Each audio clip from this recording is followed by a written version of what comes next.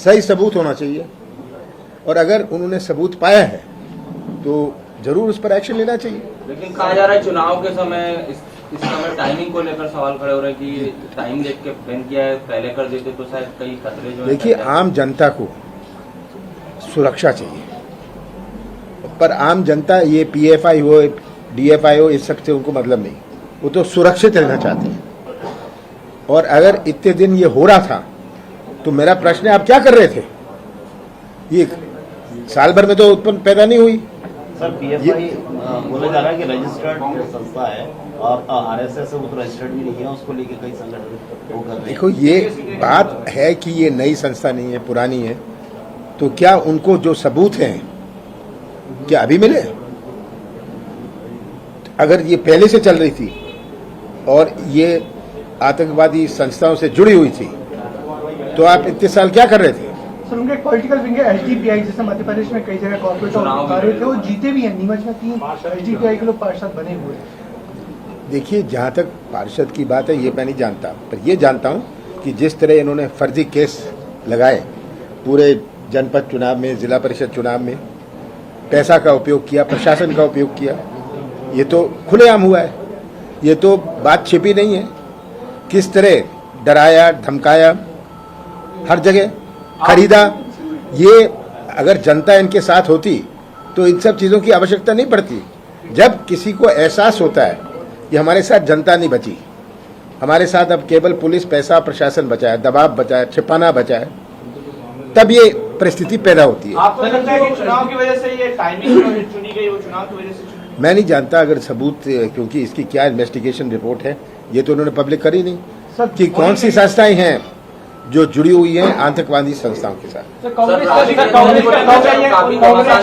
कांग्रेस का एक तर्क ये भी है कि अगर पीएफआई पे बैन लगा रहे हो तो फिर आरएसएस पे क्यों नहीं, वीएचपी पे क्यों नहीं? देखिए, प्रश्न है जो आतंकवादी संस्थाएं हैं, हम आतंकवादी के, ये कोई कहे कि इस पे भी लगाओ, उस पे लगाओ, ये इसमें मनमानी नहीं हो सकती। ये अंत में कोई बात छिपी रहने वाली नहीं है।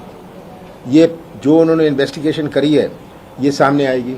ये कहाँ तक दबाएंगे? सर, आपने कहा कि सही सबूत होने चाहिए, तो क्या गुंजाइश है कि कहीं पार्शियलिटी की होगी? मैं नहीं जानता, ये तो बहुत सारी चीज़ों में ऐसी चीज़ें हुई हैं, ये तो पूरा देश जानता है कि जहाँ जहाँ चुनाव होता है ये ईडी सीबीआई पहुँच जाते हैं। आपको लगता है सार्वजनिक होना चाहिए, जो भी साक्ष्य सामने आए, जो भी आए इनको जनता को बताएं कि इस तरह की संस्थाएं थी जो आतंकवादी थी और ये लोग इनको सपोर्ट करते थे या उन लोग उससे जुड़े हुए थे। सर, क्या ये नोटिफिकेशन में पीएफआई इतने आगे तक पहुंच गया और अब जाके पकड़े जा रहे हैं? ये कब से चल रहा है ये तो बताएं। ये अगर 10 साल से चल रहा है, 10 साल, ये कल तो पैदा नहीं हुए। पीएफआई की रजिस्ट्रेशन कब की है? पुरानी रजिस्ट्रेशन, पुरानी रजिस्ट्रेशन है। तो कब आपको ये सूचना मिली? आपकी इन्वेस्टिगेशन कब हुई? इन्वेस्टिगेशन में क्या बात आई? जैसे ये इन्होंने खुद ही कहा है कि सब लोग इसमें नहीं जुड़े। इंटेलिजेंस फेलियर है, इसे मानते हैं आप? देखिए, ये सब कहना इंटेलिजेंस फेलियर है, ये बात सामने आए तब बात समझ आएगी। सर, कांग्रेस का जो चल रहा है सरकार, जिसमें राष्ट्रीय अध्यक्ष चुनाव के लिए अभी तक कोई पर्चे नहीं भरे गए, गहलोत जी ने जो कुछ किया, राजस्थान में जो कुछ हुआ है, उसको लेके लोग गहलोत जी पे सवाल उठाए कि आला कमान से नहीं, ऐसी कोई बात नहीं। मेरी अशोक गहलोत जी से बात हुई, ये वहाँ गए थे 2 पर्यवेक्षक, ये अशोक गहलोत जी ने, पर 4-5 लोगों ने जो व्यवहार किया वो सही नहीं था, उनको शो कॉज नोटिस दे दिया गया है। इसमें अशोक गहलोत जी ने कहा ये मैंने नहीं कर पाया, मैंने तो ये मीटिंग फिक्स करी, उन्होंने टाइम दिया, उन्होंने डेट दी मीटिंग के लिए, तो अगर ये 4-5 ने किया कार्रवाई हो उनके ऊपर। क्लीन चिट दे रहे हैं? मैं क्लीन चिट नहीं दे रहा, मैं कह रहा हूँ जो वो कह रहे हैं, पर जो पर्यवेक्षक गए थे वो उन्होंने एक ही चीज कही थी कि हम हर विधायक को अलग बुला के पूछेंगे जो यहाँ हुआ था, जो 80 में अर्जुन सिंह को अलर्ट किया था। आप लोग तो थे नहीं, पर मैं बता रहा हूँ अर्जुन सिंह को भी ऐसे अलर्ट किया था, श्यामाचरण शुक्ला थे, शिव भानु सोलंकी थे, वो इतिहास जरा आप देखिएगा। एक एक विधायक को बुला के उन्होंने पूछा था। आपको आपका और दिग्विजय सिंह का नाम भी चर्चाओं में है कि आप लोग?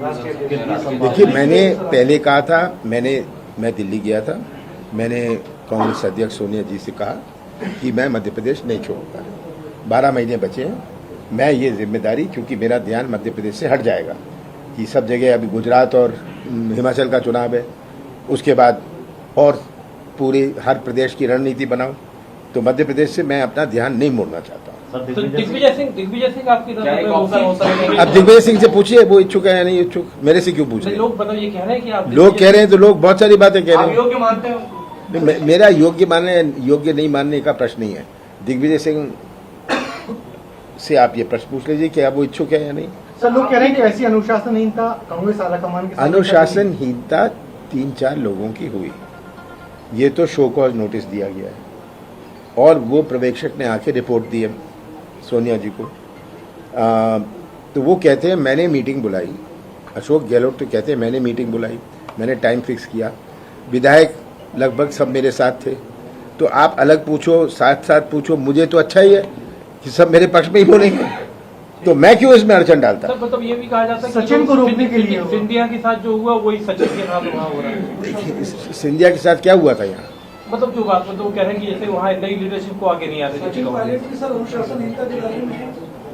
सचिन पायलट ने तो कुछ किया नहीं, उन्होंने तो कोई मीडिया में भी नहीं आया कि उन्होंने कुछ ऐसी बात करी। उनको मीटिंग के लिए बुलाया गया, वो बैठ जाके मीटिंग में बैठ गए जहाँ मीटिंग थी। कल नई लीडरशिप को आगे नहीं आते देते कांग्रेस। ये देखिए नई लीडरशिप, ये मोदी जी तो कहें 70 साल के हो गए, वो भी तो नई लीडरशिप को आने दें। ये कहना तो बहुत आसान है, सब जगह येडियुरप्पा को इनकी आप देखिए जो उन्होंने बनाई है, ये कौन सी नई लीडरशिप है।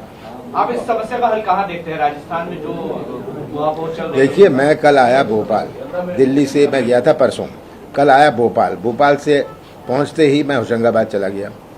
मैं इसमें ज़्यादा दिलचस्पी नहीं लेता क्योंकि तब मेरा ध्यान हट जाता है। अभी मेरे से कोई बात कर रहे थे राजस्थान के रास्ते में, मैंने कहा मैं तुमसे रात को बात करूंगा, ये अभी बात मत करो मेरे साथ। कहते ये है वो है फलाना है, क्योंकि इसमें दखल देना या इसमें इन्वॉल्व होना माने ये 1 घंटे की बात तो होती नहीं। तो अभी इन्वॉल्व हो तो इसका मतलब 1 महीने तक इन्वॉल्व रहो। ये मैं अपना ध्यान मध्य प्रदेश से नहीं हटाना चाहता। सर जो मध्य प्रदेश के मंत्री हैं उनके लगातार बिगड़े बोल या बयान सामने आ रहे हैं। पिछले दिनों विजय शाह का एक बयान सामने आया था, अभी एक मंत्री रामखेलावन पटेल है, उनका एक ऑडियो वायरल हो रहा है और वो खाद्य अधिकारी से कह रहे हैं कि अगर मेरी अमरपाटन विधानसभा में किसी व्यापारी का केस बनाया तो उल्टा टांग दूंगा। सर क्या करेंगे आप? ये देखिए उल्टे सीधे बयान तो इनकी शुरुआत हुई है, ये उल्टे सीधे अगले 12 महीने में इनके बहुत सारे उल्टे सीधे बयान आएंगे क्योंकि ये तड़फ रहे हैं। मैं नहीं कह रहा ये खतरे में, मैं कह रहा हूँ ये तड़फ रहे हैं। जनता कहाँ है मैं जानता हूँ, मैं 42 साल चुनाव लड़ा हुआ हूँ। तो महाकाल कॉरिडोर को लेकर पूरा क्रेडिट भाजपा ले रही है, आप क्या कहेंगे सर? आप लोगों का तर्क है जो सबूत है वो फाइलों में है, उसका भी खुलासा हो जाएगा। हाँ उसका भी खुलासा हो जाएगा, किसने स्टार्ट करा था, किसने पैसा अलॉट किया था, कब हुई थी, कैसी मीटिंग हुई थी, उस मीटिंग के मिनट्स क्या थे, इसका खुलासा आप रुकिए जरा 2-3 दिन। सर राष्ट्रीय अध्यक्ष को लेकर आपका क्या व्यू है? चुनाव होना चाहिए, वापस राहुल गांधी को कमान लेनी चाहिए? मैंने तो कहा था कि ये सब चुनाव करना, मैं तो राहुल जी से खुद बात करी थी कि आप लड़ लीजिए, इसको समाप्त करिए महीने भर पहले। ये कहाँ ये सब उलझ रहे हैं। उन्होंने कहा मैं नहीं बनना चाहता, तो अब वो नहीं बनना चाहते तो चुनाव तो होना है। जी हाँ, बीजेपी ने तो कोई चुनाव कराया नहीं, नड्डा तो कोई चुनाव से आए नहीं थे, ठीक है, और अभी उनको एक्सटेंशन दिया है, वो कोई चुनाव से तो हुआ नहीं। उन्होंने तो 10 लोगों से नहीं पूछा, चुनाव तो छोड़ो। गहलोत जी पर्चा भरेंगे ना? गहलोत जी पर्चा भरेंगे ना सर आपके दोस्त? मैं नहीं जानता। शशि थरूर कैसी चॉइस है? देखिए मेरे दोस्त तो सचिन पायलट भी हैं, अशोक गहलोत भी हैं, हाँ दोनों मेरे से बात करते हैं। तो मैं इस गुटबाजी में नहीं हूँ। मेरा तो एक ही लक्ष्य था कि मुझे नहीं फंसाया जाए। भारत जोड़ो यात्रा में प्रियंका गांधी शामिल हो रही है। कि मेरे पास समय नहीं है। भारत जोड़ो यात्रा में प्रियंका गांधी शामिल हो रही है। प्रियंका गांधी शामिल हो रही है भारत जोड़ो यात्रा में इंदौर से, क्या माना जाए? मैं समझा नहीं। प्रियंका गांधी शामिल हो रही है भारत जोड़ो यात्रा में यहाँ पर मध्य प्रदेश। अभी तय नहीं है, अभी तो वो दक्षिण में है, वहाँ कहीं शामिल होंगे। सर यहाँ शामिल होती तो माना जाए कि मध्य प्रदेश में प्रियंका गांधी की एंट्री है। क्या अगर यहाँ पर शामिल होती हैं क्यों? तो माना जाए ये तो शामिल, मैं भी जा रहा हूँ कहीं ना कहीं कर्नाटक या तेलंगाना। इसका ये मतलब थोड़ा कि मैं शामिल हो रहा हूँ तेलंगाना। और शशि थरूर भी पर्चा भर रहे हैं आपकी नजर में? हाँ, शशि थरूर ने मेरे से बात करी थी, उन्होंने कहा मैं चाहता हूँ पर्चा मैं इसलिए भरूंगा क्योंकि मैं चाहता हूँ चुनाव हो, ये ऐसा ना लगे कि चुनाव नहीं हुआ। ठीक है जरूर। बाबा रामदेव ने बाबा 46 नगरीय निकाय चुनाव की कल वोटिंग हुई है, उसमें बीजेपी ने तो इंटरेस्ट दिखाया, लेकिन कांग्रेस के कहीं भी बड़े नेता नजर नहीं आए। अब ये मैं नहीं जानता, नहीं सब लगे हुए थे, सब मेरे से चर्चा कर रहे थे।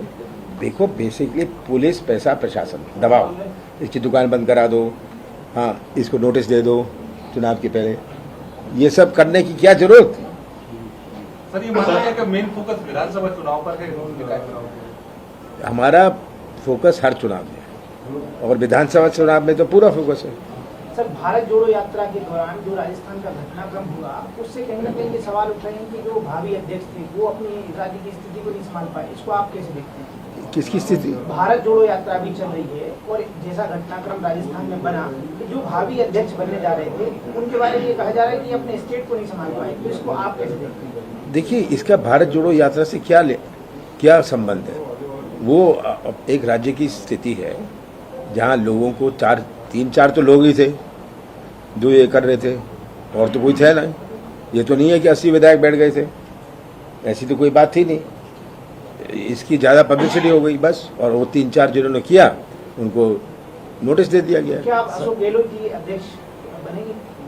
मैं नहीं जानता, मैं तो यहाँ भोपाल में हूँ, मैं इसमें जानकर मैंने कहा मैं तो कल शाम को होशंगाबाद से लौटा। सर भारत जोड़ो यात्रा से क्या विरोधियों के परसेप्शन भी बदल रहे हैं?